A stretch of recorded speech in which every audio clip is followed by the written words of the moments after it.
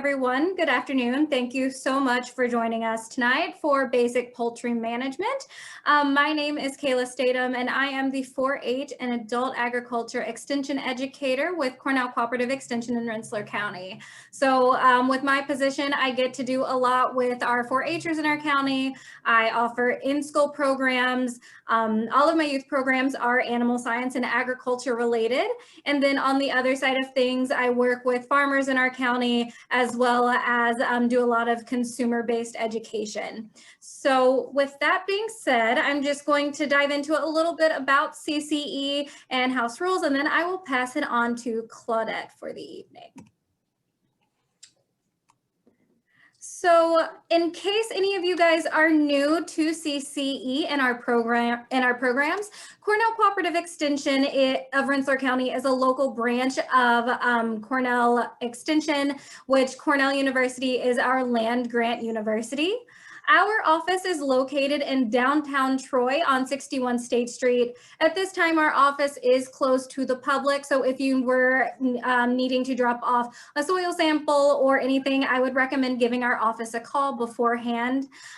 Our goal here at CCE is to provide knowledge, programs, and resources to the community. And we do this through our different avenues of programs such as agriculture. We have 4-H, horticulture, and our Master Gardener program, nutrition, and healthy neighborhoods as well.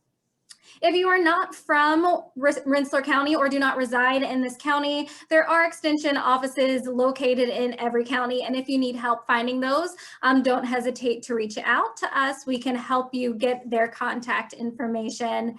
And of course, you can find CCE of Rensselaer County on Facebook, Instagram, and Twitter. So for a couple of house rules, everyone should be muted as they come in. If not, please do not be offended. If I mute you, that is just so we can hear our speaker perfectly. We are going to hold off and do questions at the very end. However, if you do have something and you put it in the chat box, I will try my best to answer it. If not, we will wait for Claudette to answer it at the very end of our program. This program is being recorded, and there will be a follow-up email going out to each and every one of you that will contain the link where you can find this particular program on our YouTube page. I apologize. And if there are any questions that we couldn't answer or there were any resources that you guys were interested in, we will also make sure to include that in the email as well. So with that being said, I will pass it over to Claudette, and then I will finish up with you guys later. So Claudette. Thank you, Kayla. Hi, everyone. I'm just going to share my screen here so you can see my presentation.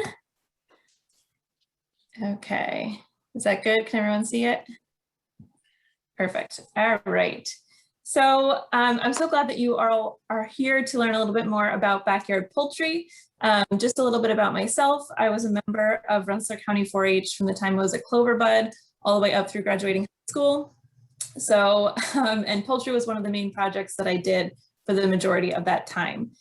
So when my husband and I bought a house in Brunswick last January, we were super excited to be able to have our own flock. Our house is definitely in a residential area. We are super close to our neighbors. We do not have a big backyard. So this is definitely something that you can do even if you don't have a ton of space. So because we don't have too much space, we just have 4 hens. We bought them last March, so we've had them for just over a year now. Some of these pictures are pictures of our chickens. So this is the chicks right when we brought them home. They were just a couple days old. This picture in the middle here, these are 2 barred rocks and 2 Americanas. They're probably about 4 weeks old in this picture. And then this is one of the full-grown barred rocks.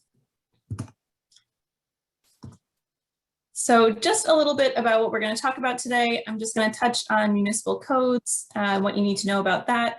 A little bit about how much space you need and what the coop should look like, a little bit about flock safety, a little bit about how to choose what breed you want, and then how you want to start your flock. So do you want to incubate your own eggs or raise chicks, go out and buy chicks, or buy a little bit older chicks called pullets or adults, and what routine care looks like.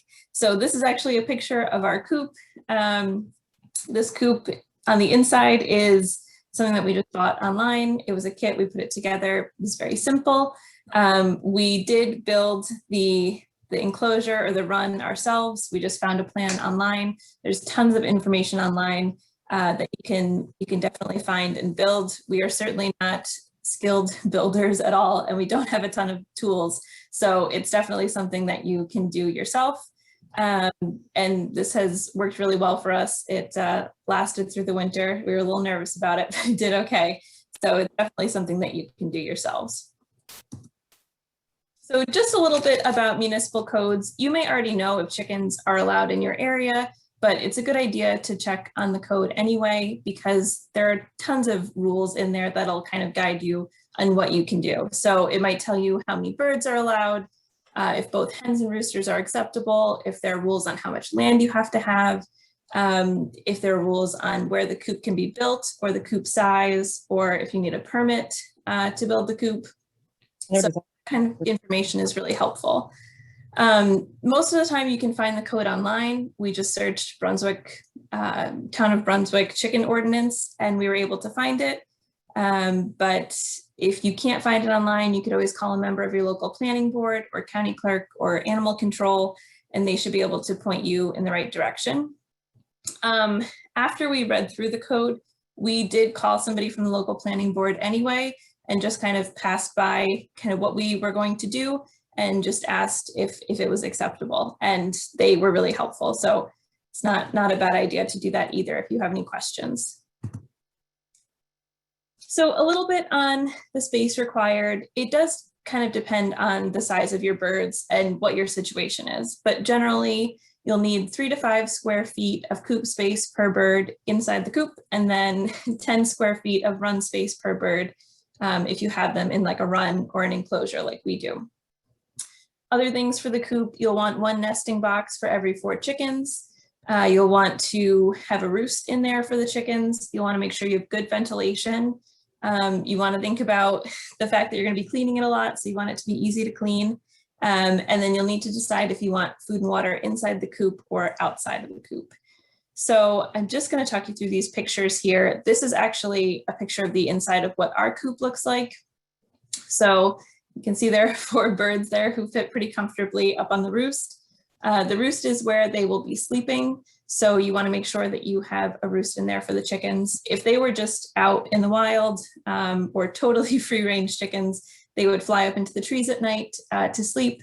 So you want either a branch in your coop or a piece of wood like that for them to sleep on.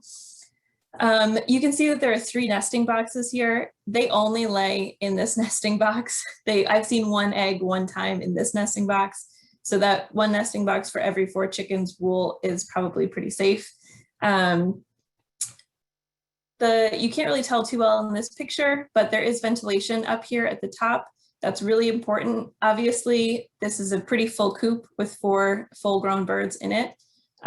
So that ventilation is pretty important because it's a relatively small coop.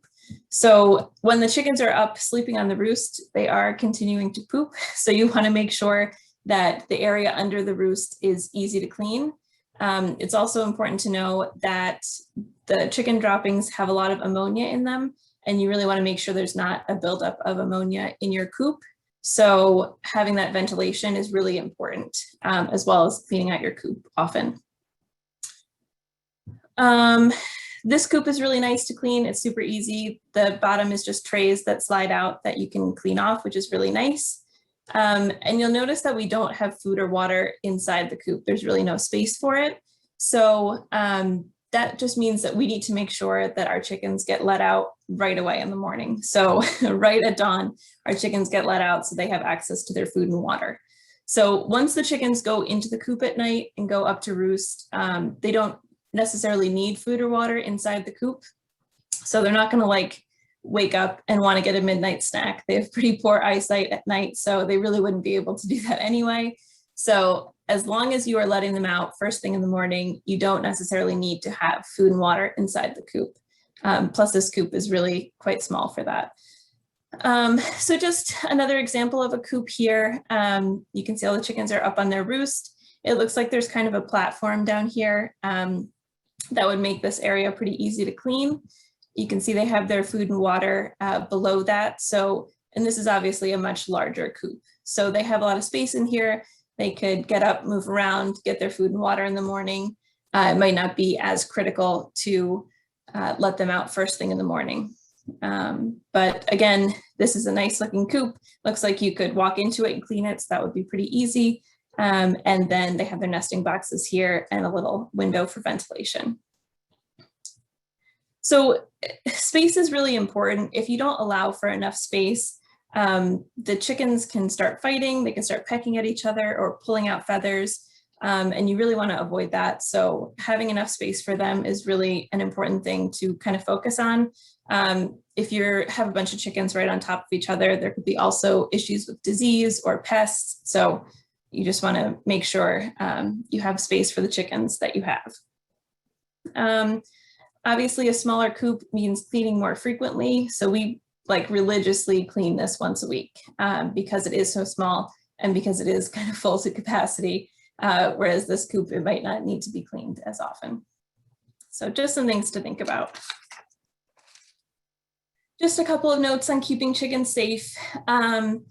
Chickens can be, hawks and owls are predators for chickens. So it's good to protect your chickens from above as well as below. So if you have a run, it's good if you can enclose it fully and totally cover the top. And then if things can dig in and try to get into the coop or into your run by digging underneath the fence or the barrier. So it's also important to kind of protect them from below. So when we were building our coop and our enclosure, we dug down about 1.5 feet around the perimeter and buried some chicken wire. So if anything was trying to dig in, it would hit the chicken wire and wouldn't be able to get up into the area where the chickens were. Just to note, food should be kept dry. So if your food is outside of the coop, you'll want to make sure that it's protected in some way so it doesn't get wet, because if it gets wet, it could get moldy and you don't want your chickens eating moldy food. You'll want to clean your food and water containers routinely just to make sure that there's not a buildup of bacteria in there. And then you'll want to provide health checks on your chickens. So every once in a while, every week or so, kind of pick up a couple chickens, look at their eyes, their nostrils, and their feet, and just kind of make sure they look healthy, everything, their eyes and nose are clear. You'll also want to just do mite checks. So sometimes chickens can get leg mites. So their scales on their legs will start to get raised. And obviously you want to avoid that happening.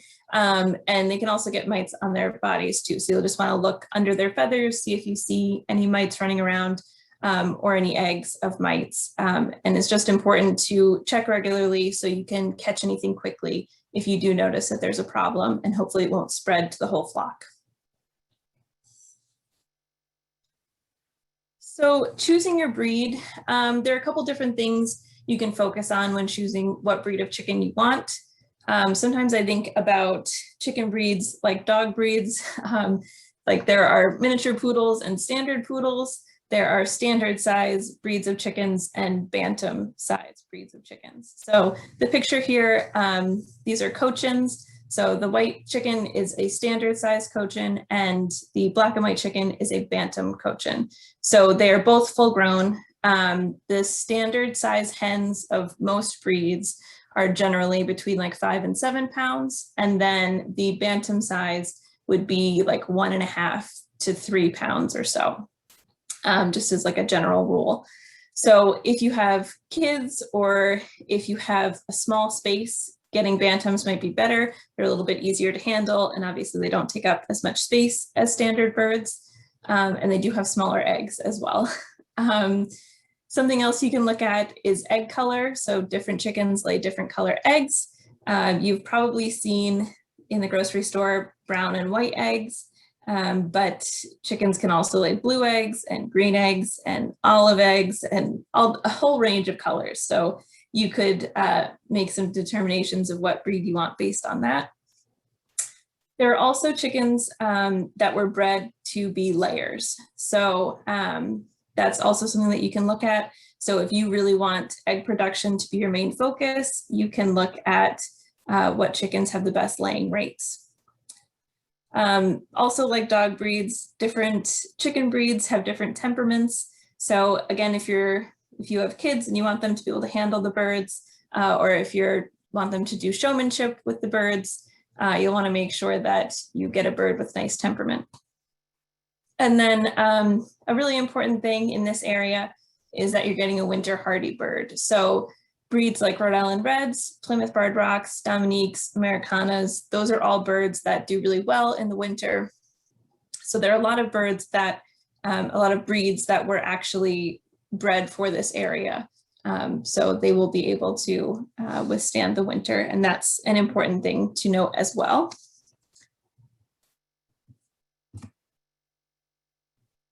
So when you're thinking about starting your own flock, there are a couple ways you can do it. You could hatch your own chicks, so incubate your own eggs. You can buy chicks at a local store or online. You could buy pullets, which are 7 to 20 week old hens. You can sometimes buy those online or also buy them locally. And then you could obviously buy adult chickens locally from a farmer.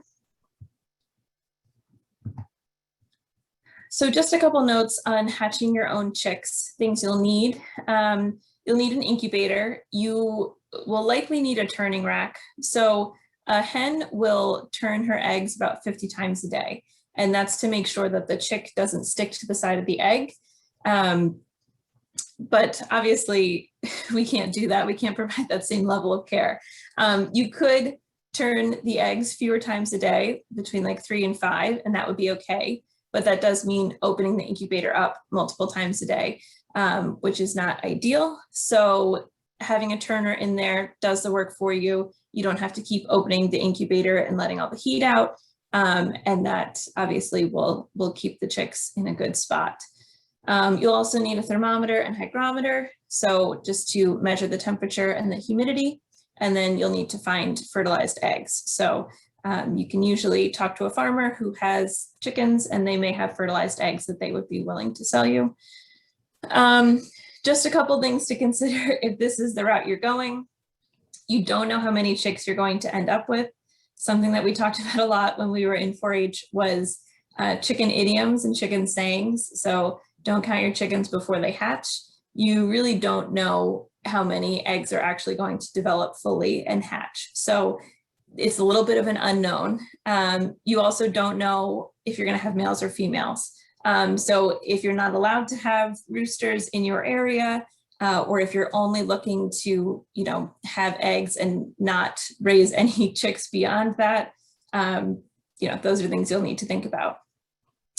Also, it is just a little bit of involved work. So you'll need to check the incubator multiple times a day to ensure the proper humidity and temperature. And then you'll need a backup plan if the power does go out, which has happened to us before while incubating. We were able to kind of wrap everything in blankets, and luckily it was only out for a couple hours, but those are the things you want to think about and prepare for. So if you're planning on doing incubation, I would definitely suggest doing a little bit more research so you really know exactly what you're doing, but this is just a brief kind of outline of how it works. So before you get your eggs, or before you put them in the incubator, you want to set up your equipment and bring everything up to temperature, make sure everything's working, make sure you're keeping a constant temperature, and you can do that. And then the first 17 days or so, really all you'll be doing is monitoring the temperature.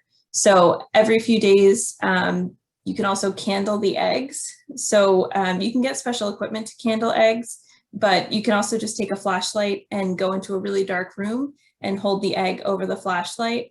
And that will allow you to kind of see through the shell, and you can see how the chicks are developing, which eggs are developing, how fast they're growing, things like that.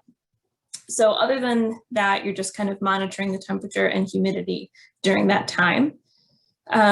Day 18 to 21, that's right before the chicks start to hatch. So you'll want to take out the turning rack if you've been using one, and then do your best just to not touch the eggs or the incubator at all after that.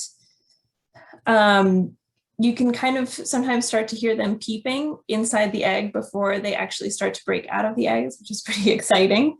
And then days 21 to 23, the eggs will be hatching. So this picture is of some freshly hatched chicks. You can see some of them are still a little wet. You really want to leave them in the incubator until they are all dry and fluffy. And it's okay if you leave them in the incubator overnight or for a little bit longer. They don't need to eat for about 3 days, eat or drink for about 3 days after they hatch. They have enough nutrients from the yolk that they're able to kind of survive. So that's also why they can ship chicks, because they don't need to eat for a couple of days. So it's definitely okay to leave them in the incubator till they get nice and fluffy. So whether you are incubating your own chicks or buying chicks, you will need to have a brooder set up for them.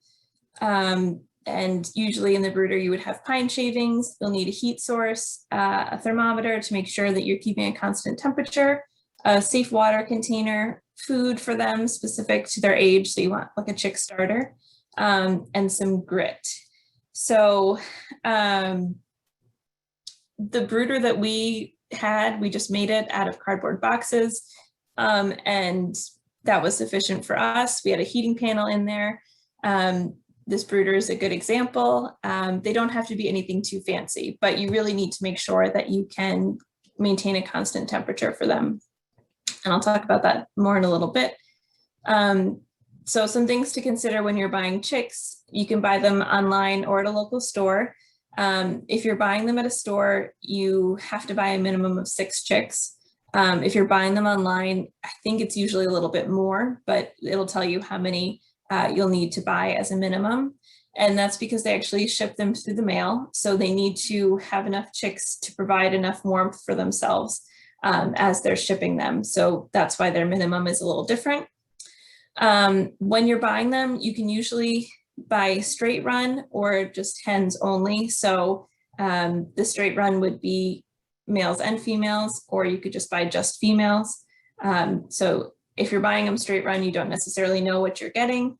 And if you are in a spot where you can't have roosters, it might not be your best option. So being able to buy just female birds is a really nice option. So just some notes about caring for chicks in the brooder. They'll need about 1 to 2 square feet per chick for weeks 1 through 3, and then about 4 square feet per chick from week 4 on. So they grow pretty quick, and once they do start growing, they really start to move around quite a bit and run and take up a lot of space. So what we did when we had our brooder, we had it cut off like halfway through. So we had half the space for them when they were just, growing up, when they were little, for the first 3 weeks. And then we opened it up after that. So they had all the space. So for the first week, you want the temperature to be between 90 and 95 degrees. And then each week after that, you can lower the temperature by 5 degrees. So I don't have any pictures of what our brooder looked like, but this is a pretty basic setup. We used a heating panel. This is a heating panel here. You can use a heat lamp too, but the heating panel worked pretty well for us. When you're first putting it in, whether you have a light or a panel, it'll probably be pretty low to the ground. And then so the chicks can kind of huddle under it and stay warm. And then after that, you can rise it up a little bit higher and higher. So you can lower the temperature in the brooder. You know that the temperature is right by the chick's behavior. So if all of them are, huddled up under the light or the panel, you know that maybe it's a little bit too cool in the brooder and you need to figure out a way to keep it a little bit warmer. But if they're all spread out like in this picture, they look pretty happy. You know that you probably have a good temperature. You can see that the food and water containers are up on this platform. Either you can figure out some way to have them on kind of like a platform, or if you can hang them, that works too. You want them to be off the ground because the chicks will constantly kick shavings into the food and water container, and you will be cleaning out the water container multiple times a day. So having it up on a platform like that is really helpful. Just some things about chick health and caring for your chicks while they're in the brooder. You will need to kind of show them how to drink. So when you're first putting them into the brooder, it's helpful to dip their beaks in the water and then hold them upright so they can swallow. And it's good to do that with each chick that you're putting in. You also want to make sure that their water container is safe. So you wouldn't just want a bowl of water because there's a risk that the chicks could drown. So you want something that's specifically made to be a chicken water. You also want to make sure that you're monitoring their health. So chicks can get pasted up, which is basically when their droppings dry on their backside, and it prevents them from continuing to poop, which is a pretty serious issue. So you want to be looking for this frequently, but not a serious thing to deal with. It's pretty easy to deal with. So if you notice that it's happening, just get a warm wet paper towel, hold it up to the backside of the chicken for a few minutes to really let things loosen up, and then very gently remove it. It happens for the first 2 to 3 weeks that you have the chicks, and then it's not as much of an issue after that. But you just want to make sure it's something you're watching out for because it could be pretty dangerous for the chicks if you don't catch it soon enough. The last thing kind of in terms of chick health is that you'll want grit for the chicks. So it's actually just like very small pebbles. You can buy it at like a supply store. Basically, so the chicken digestive system, they have a gizzard. So they need some sort of like small pebbles to be able to help process their food before it continues through their digestive system. So they will actually eat a couple of these pebbles and then they'll stay in the gizzard and help to break down their food. So that's something that's important to provide chicks as well.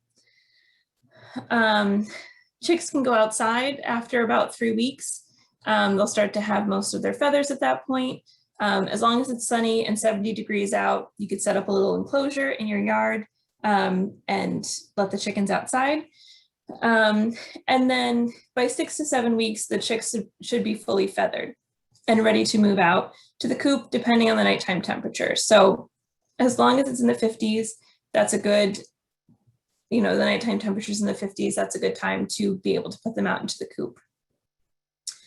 So when they're transitioning out to the coop, you may need to help them back into the coop at night. They may not know that that's where they need to be sleeping. So for the first like 4 nights or so after we moved the chickens out to the coop, for us, we had to go out at about, dusk and put them into the coop, close them up for the night, and then let them back out in the morning. But after about 4 days of doing that, they were able to do it on their own. So just a couple other things. Once they start to lay eggs, which is usually about 18 to 20 weeks, depending on the breed, you'll want to transition them to layer pellets or layers mash. So the chick starter that you are feeding them in the beginning will have the right protein and nutrient levels and all of that. And then they'll have different protein and nutrients and minerals and stuff when they are eating the layer pellets.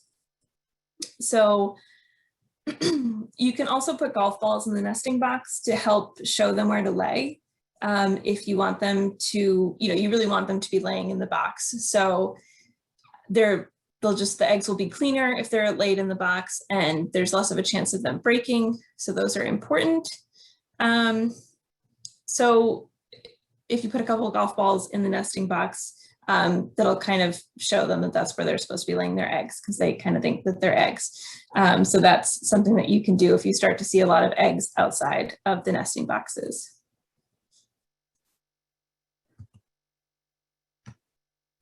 So just a couple notes on chicken care. Daily care, food, you'll again want it specific to their age. So whatever level they're at. They'll need some grit. Oyster shell, so once they start to lay eggs, they may need an oyster shell supplement. So the oyster shell just helps their eggshells to be stronger. So most food now will have oyster shell in it, but if yours doesn't, you can just provide that as an extra. You can provide them with some scratch every once in a while, sort of as a treat. So that'll have like cracked corn and different grains in it that you can give to them. You can also give them treats. So we give our chickens a lot of our kitchen scraps. So any raw vegetables or fruits are generally okay.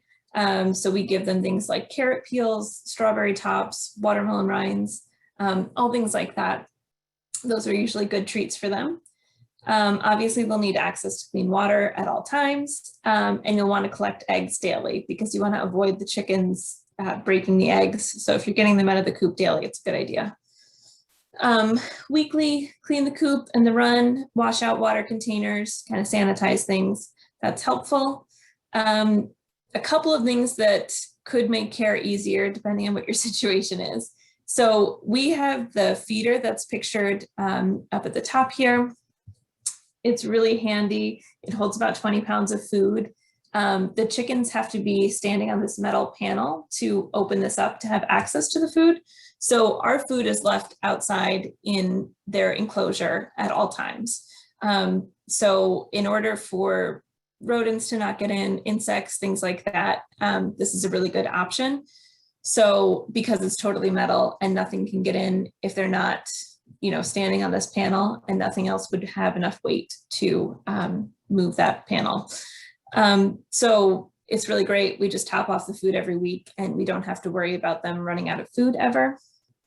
If you have water out to your coop or in that area, you could hook up an automatic waterer. That would be really helpful, which is an option. Or the biggest splurge that we probably have is an automatic door, which is really nice. So this is our system here. You may remember me saying that we don't have food or water inside the coop and we need to let our chickens out right at dawn. So this is a great option. It's solar powered. It opens right at dawn and closes at dusk. It has like a light sensor on it. There are lots of different options for things like that. So that's a really helpful tool and means that our chickens have everything that they need. And if we're not up right at the crack of dawn, they're still okay. We also do have a security camera out by our coop that's also solar powered to make sure that we can tell if the door is opening and closing as we're expecting it to, which is also something handy, and to see what critters are out there with our chickens. We haven't had anything too bad. We had a fox a couple of times, but that's been about it. Just some cats and a possum and raccoons. So nothing too bad out where we are. So just some final notes on temperature extremes when caring for your chickens. Frostbite prevention is important in the winter. The biggest thing you can do for frostbite prevention is to make sure that your coop is well ventilated.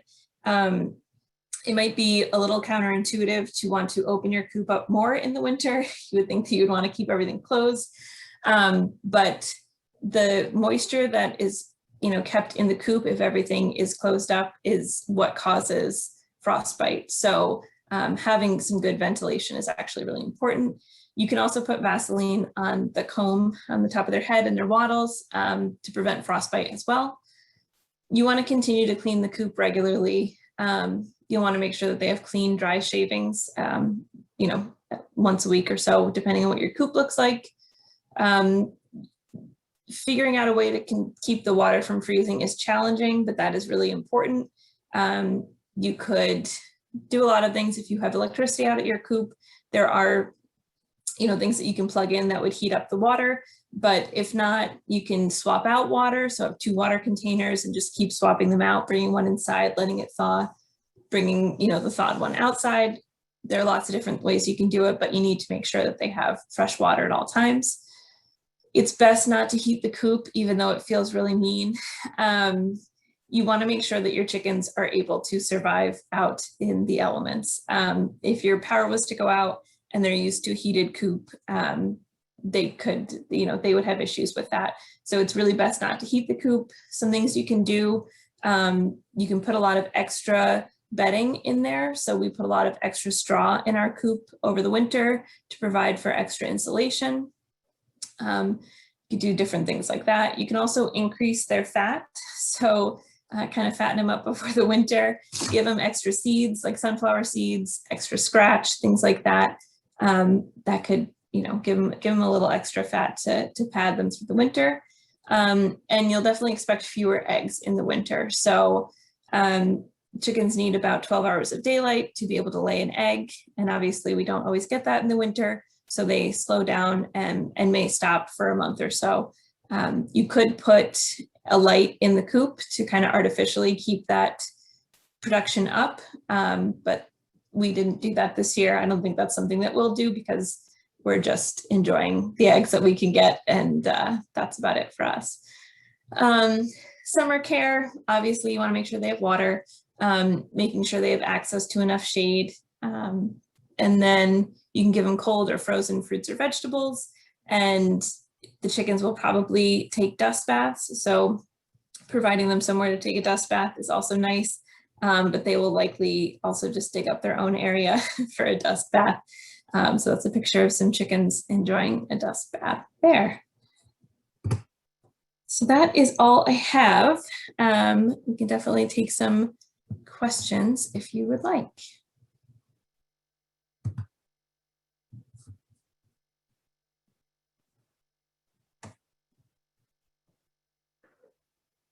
I have a question. Sure. I noticed that your chicken enclosure is stationary. Do you worry that that impacts the chickens at all in terms of not having access to fresh, like grass or weeds or something? Yeah, definitely. It's definitely something we thought about. So that is very true. This one is stationary. So where we are in Brunswick, we aren't allowed to have our birds be free ranged. They have to stay in an enclosure. So this is what we did. Ways that we kind of provide them with enough things to kind of peck at and entertain themselves, I suppose, and get some greens. We usually put all of our weeds in there from our garden. So when we are cleaning out the coop, we'll rake out anything and then put in a bunch of weeds on the bottom, things like that. When we have leaves in the fall, we put those in. So we do different things like that, kind of provide them with things that way. But it is definitely not the most ideal situation, but they've done okay with it. Thank you. I got chickens last July, but I tried a permanent enclosure first. And then there was a raccoon massacre, so I only have 2 left. So I've been using a chicken tractor since then and just moving it around the yard because otherwise the sheer amount of chicken poop will kill my grass. Yeah, we do rake it out, which is not something that I really expected to be doing, but we rake it out pretty much every week and kind of replace whatever, we can down there. So they have something to kind of peck at. Thank you. Yeah.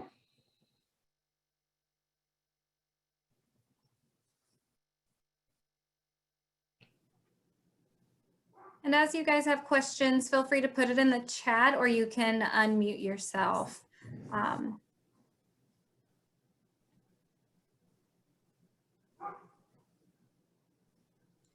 So hearing none, and again, if you come up with some, again, feel free to put them in the chat or unmute yourself. I'm just going to close this out very quickly. So one thing that I did want to bring up again is 4-H. So just in case anyone had any kids, grandkids, neighbors, anyone who might be interested in joining 4-H. So 4-H isn't just for kids who have animals, grow up on a farm. We do offer STEM programs. There are a lot of general interest, photography, public speaking, you name it. 4-H has a niche for everyone, but it is a worldwide youth development program available in every state in over 80 countries. So it's open up to all youth aged 5 to 19. So At our local level, we have countywide 4-H clubs. There's after school 4-H opportunities, connections to 4-H camps, and statewide 4-H activities and trips that will happen at Cornell University or other locations throughout the state, and even sometimes outside of New York State. Again, some of these programs include animal projects, public speaking, there are teen programs such as Teen Exchange and Teen Council, and then just like I mentioned, some general interest, which are where your photography or cooking kind of fall into place. There, you can also find Rensselaer County 4-H on Facebook and Instagram as well, and I believe it's just under Rensselaer. It may be Cornell Cooperative Extension of Rensselaer County 4-H. And one of the programs that we happen to offer is incubation and embryology. So we actually do keep a couple of incubators in our office and you guys can rent them. So there is a fee of $20, which just kind of lets you rent out the incubator. We provide you with thermometers and some just materials, some of what Claudette covered today, and just how to, if you wanted to candle your eggs, making sure you turn them, the whole hatching process.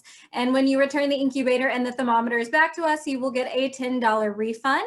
If you do not have access to fertilized eggs, we do have a resource for you. So just feel free to shoot me an email or give our office a call if you have any information about this. And this is good for, I believe, home projects, and a lot of schools will also do our incubation and embryology projects as well. And again, I will provide you with some resources and information. If you are interested in that and not the incubator itself, I am more than happy to pass that information along to you.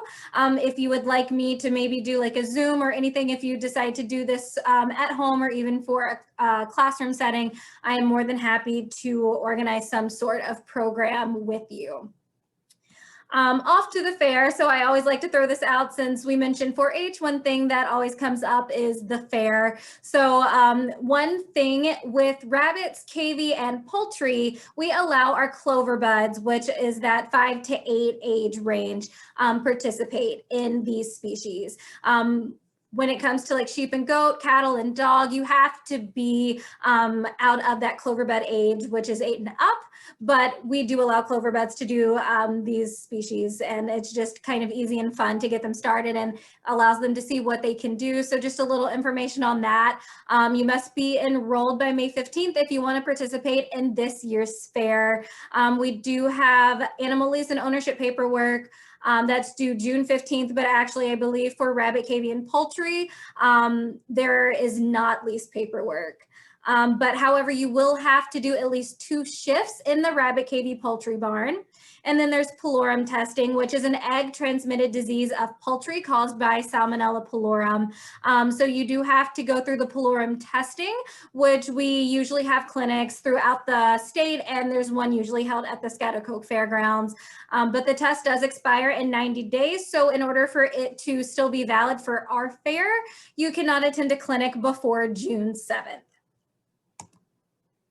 I always like to do this quick plug for Harvest Connection. Harvest Connection is a website and an app that is free to download on Android and iPhone devices. It is essentially a database that has all of our farmers, or most of them, as we get them signed on throughout the Capital District. So say you were looking for dairy or even eggs and, you know, around the holidays, Christmas trees. What you can do on the website and the app is essentially just go in, and so where it says find me some, I apologize, this is just a screenshot, you would pick what products you were looking for, and then you would pick if you were looking to find them at a farm or a farmer's market or both, and then it'll use your location, especially on the app, to help you find those places that are closest to you. So if you have any questions, I am more than happy to answer those about Harvest Connection, but we always like to do a little plug for that, just because it helps consumers find those farm fresh products that they're looking for. And as you all know, this program tonight was a part of the Back to Home Basics program that was presented by our marketing committee. So it's a consumer educational series that is happening on Tuesday evenings at 7 p.m. The next program will be held on April 13th, and it's will focus on hiking in the Rensselaer Plateau. There may be a link to that in the follow-up email. If not, you can also call or email our office. But I believe there will also be a link on our Facebook page and our website as well to register for this program and any upcoming Back to Home Basics programs that we have. And there is my email on the screen, kls342@cornell.edu. If you have any questions about 4-H, Harvest Connection, poultry, anything like that, feel free to shoot me an email, or you can even give our office a call, and I am more than happy to answer any questions for you guys. Let's see. Going to the chat, I see there are some last-minute questions. Yeah, so I can start to take a stab at kind of answering some, and I may pass them back to you, Kayla. Go for it. So I think the first question here is, are there any regulations to selling eggs? So I'm not totally sure about that. I do know that in the zoning laws for Brunswick, where I am, you are not allowed to sell any eggs. So you're not allowed to do anything for profit with backyard poultry. But I'll pass it back to Kayla. I'm not sure if there are regulations beyond that. There are, and I will try to find a resource and include that in the follow-up email. Unfortunately, I wouldn't know what they are off the top of my head. And again, it would depend on where you are located as well. Okay. Aside from mites, are there other common signs of disease to watch out for? Something that I know we've seen a couple times is like respiratory illnesses for chickens. They can often get respiratory illnesses, so you can watch out for like wheezing or coughing. That can be a sign that your chickens are sick. Just noticing any changes in behavior or any changes in their feathers, if they're losing a ton of feathers and it's kind of like a one-off. It doesn't seem like they're all going through a molting phase. Those are things to watch out for. Not sure if you have any other comments on that, Kayla. You can always check the vent area for sometimes feces if it looks off. That's something that can also be a tell sign in chickens as well. And it could be simply like just look for like mites and other things, just kind of brushing through the feathers. Check the feet for sores and things like that too. Those can also cause discomfort to your birds. And one of those things, like if something is off to you with your birds, you are more than welcome to contact our extension office. If I don't know the answer, I will talk to Ashley, who is the livestock specialist on the CAP team. And then there's also a resource at Cornell University that we send a lot of questions to. So it could be something for like us to just come out and do a quick farm visit, or if you are able to send us pictures and videos, we can try to help you figure out what might be wrong. We always do try to preface that we are not vets, so we cannot diagnose your animals, but we can at least try to help you figure out what might be wrong and what the next steps might be to take. Sure. This is a good question that I don't necessarily know the answer to. Are there some breeds that are quieter than others? So we definitely noticed that our birds were pretty noisy. We were kind of hoping that we would never have our neighbors notice that we had chickens. And we were really, proud of ourselves for a while because it really doesn't smell, which is great. And we were worried that that was going to be like the telltale sign that we had chickens. But it's really how loud they are. Even just having hens, they are super noisy, especially when they first start to lay. They can be really noisy, they squawk. So your neighbors will definitely notice they're there, but I don't know of any breeds that are quieter than others. I don't know if there are any breeds that are quieter than others. I know there are some breeds that may be more docile than others, but when it comes to noise, I think that just comes with having birds. Yep. Let's see. What do you recommend for predator protection? I mean, we just used chicken wire. And as I said, we kind of dug down about 1.5 feet and buried some chicken wire around the perimeter of our coop and our enclosure. So that's definitely an option, but I don't know of too many things beyond that. Yeah. Let's see, how do you put the chickens in the coop at night?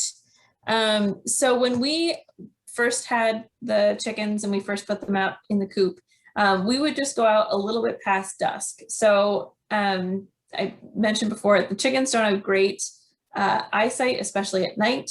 So if you're going out and it's a little past dark or past dusk, they're already kind of asleep and they can't really see very well. So luckily at that point, they're pretty easy to catch. You can just grab them and put them into the coop and close up the coop for the night. So that's just kind of how we did it. We would kind of wait till it got a little bit darker. They were already kind of asleep. They usually kind of just huddle in a corner. They don't really know what to do with themselves, and then put them back up in the coop. Are there any tips for picking up or catching chickens? That is also a challenge. I don't have too many tips. I would say my strategies are try to corner them. So try to just herd them kind of into a corner where you can just grab them, or fake them out, kind of pretend that you're not trying to catch them, just walk up towards them, get close to them, and then really quickly just grab them. I think those are probably my main tips. I don't know if there are any other tips out there for catching chickens. Let's see. Any suggestions for introducing full-grown hens to a small flock of the same age chicks? So if they're the same age and generally like, kind of the same size, same sort of birds, I would say that usually you would do it at night. So wait till all the chickens are asleep, put them into the coop at night and kind of just let them all wake up together in the morning. That is the way that I have seen it done. I don't know if you have anything else on that one, Kayla. No, I think that's good. It's just one of those things, like I don't recommend just putting them together like instantly. It's kind of like easing them into it. And that's not just for like making sure your birds are protected against each other, but it's also to just in case like you if you've just bought a bird or if a bird appears on your land that you are interested in keeping and you aren't sure if it could have some sort of mites or disease that you just may not see, that also kind of just helps you ease it in to your flock that way as well. Are there vaccines necessary for chicks or chickens, and any that you strongly suggest? So I don't know of any vaccines for chicks or chickens that they should be getting, especially if they are, totally in an enclosed space where they aren't interacting with any other types of birds. The risk for disease is pretty low, hopefully. So there's nothing that like a communicable disease that you would give them like a vaccine for. But I don't know if you have anything else on that either, Kayla. I do not. I think you got it. Okay. How do you treat mites if you find them? That's a good question. So something that I've seen for treating leg mites is to dip their feet and their legs in vegetable oil, which will suffocate the mites. You might have to do that a couple times. So that's treating leg mites. For other mites, you can usually get like a powder that you would dust them with, and that would kill the mites. And that might also be a process that you have to do a couple times. I don't know if there's anything else on that one. Nope, usually the dusting is usually what I've seen people do. Yeah, there's like medicated powders that you would dust them with. It's not, ideal. They're not great for anyone, but they will definitely get rid of the mites. How often do chickens molt? In my experience, they molt about once a year. that is kind of, and usually like in the fall-ish time. That's what I've seen. And I think that's it. See any other questions? I do not. Does anyone else have any questions? Feel free to unmute yourself.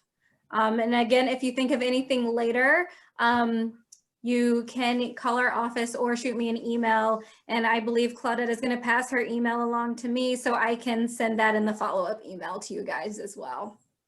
Yep, absolutely.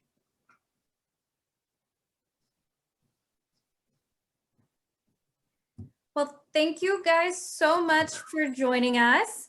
I will stick around just in case anyone decides to stick around and ask any last minute questions. But again, thank you guys so much, and hopefully you guys learned something and help. This will help get your flock started.